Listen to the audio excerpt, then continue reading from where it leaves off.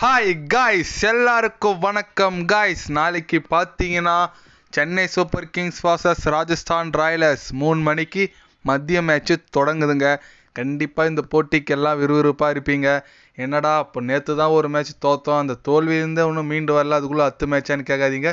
ஆமாங்க, நாளைக்கு செம்ம மேட்ச்சு. சென்னைக்கு வின் பண்ணால் மட்டும்தான் பிளே ஆஃப்ஸுக்கு போக முடியும்.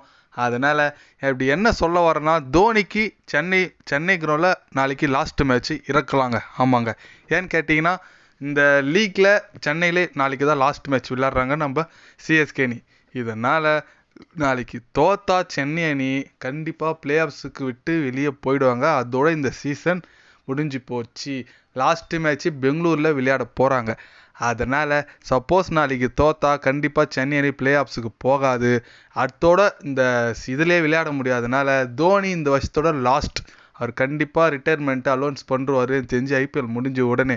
ஏன்னு கேட்டிங்கன்னா அவரோட ஃபிட்னஸ் ரொம்ப பேடாக இருக்குங்க.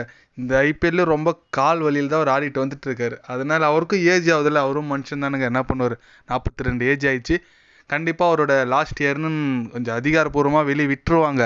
ஆனால் அவர் இப்போ பண்ணுறதை பார்த்தா அந்த மாதிரி தான் இருக்குது. ருத்துராஜ் கேப்டன்ஷிப் கொடுத்துட்டாங்க, அடுத்த வாட்டி ஒரு மெகா ஆக்ஷன்.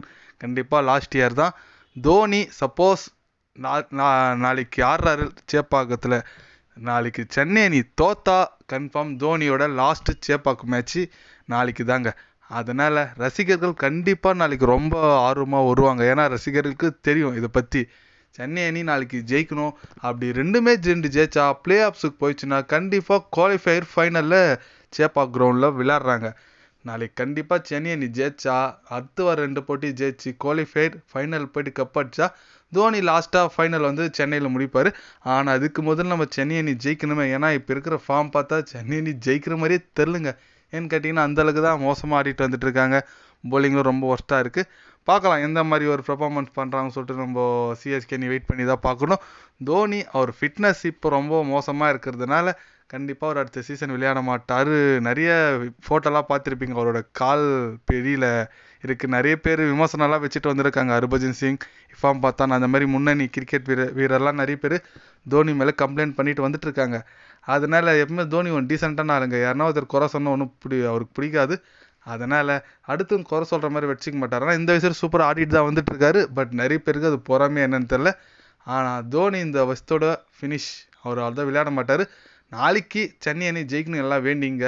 நாளைக்கு ஜெயிச்சு சென்னை அணி குவாலிஃபைட் போய்ட்டு ஃபைனல் அடிக்கணும். ஃபைனல் லாஸ்ட்டு மேட்ச்சு சேப்பாக்கத்தில் விளையாடி தலை தோனி கப்பு கொடுத்தா அந்த ஒரு தருணம் போதுங்க. சென்னையில் இத்தனை வருஷமாக தலை நம்மளுக்கு கஷ்டப்பட்டு விளையாடினதுக்கு ஒரு பலன் கிடைக்கும்.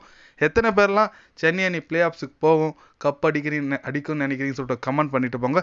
நம்ம தலை பற்றி எதனா உங்களுக்கு மெமரபிள் மூமெண்ட் இருந்தால் அதுவும் கமெண்டில் சொல்லிட்டு போங்க. இது போன்ற ஸ்போர்ட்ஸ் நியூஸை தெரிஞ்சுக்கணும்னா சேனலை சப்ஸ்கிரைப் லைக் பண்ணிக்கோங்க. கண்டிப்பாக கிரிக்கெட் பற்றி, முக்கியமாக ஐபிஎல் பற்றி day by day channel update வரும். மறக்காமல் சப்ஸ்கிரைப் மட்டும் கொஞ்சம் பண்ணி வச்சுக்கோங்க. நன்றி, வணக்கம்.